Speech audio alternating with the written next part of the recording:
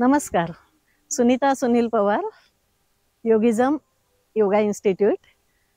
आपण सध्या ऋतुचर्येविषयी खूप ऐकतो. ऋतुचर्या ही का आवश्यक आहे? आधी ऋतू म्हणजे काय? भारतात आपल्या 6 ऋतू आहेत. 6 ऋतूंचे 6 सोहळे येथे भान हरावे असे एक गाण्यात म्हटलेलंच आहे. आणि ही ऋतू संदर्भात माहिती आणि त्याच्यातून जर आपली जीवनशैली त्याला अनुसरून अशी जर आपण विकसित केली तर निश्चित आपण कित्येक आजारापासून दूर राहू शकतो.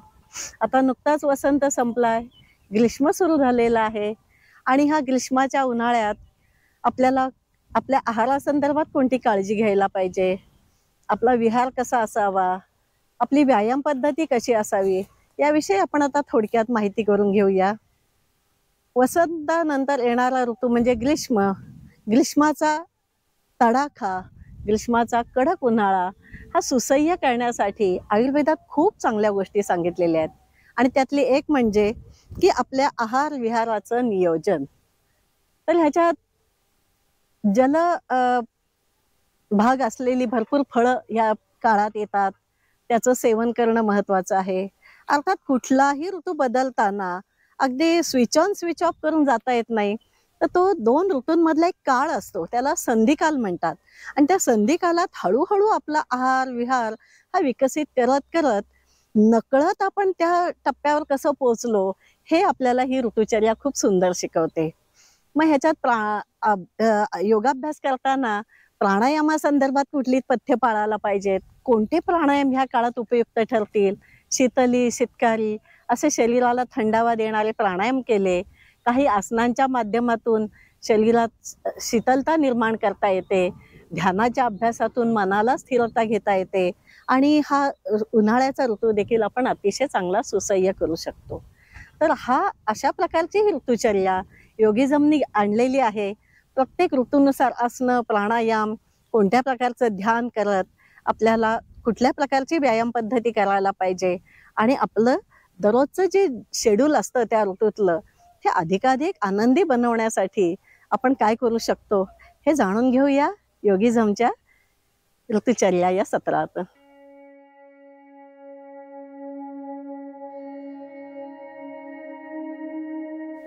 ऋतुचर्येविषयी जाणून घेत असताना सृष्टी आपल्याला बघा त्याप्रमाणेच आहार विहाराचं नियोजन करत असते. भरपूर जलतत्व असलेली फळं ह्या ऋतूमध्ये उपलब्ध होतात. टरबूज, कलिंगड, द्राक्ष. आता आपण ज्या झाडाखाली उभे आहोत ते उंबर देखील पाण्याचं स्रोत जाणून देणारं असं हे झाड आहे.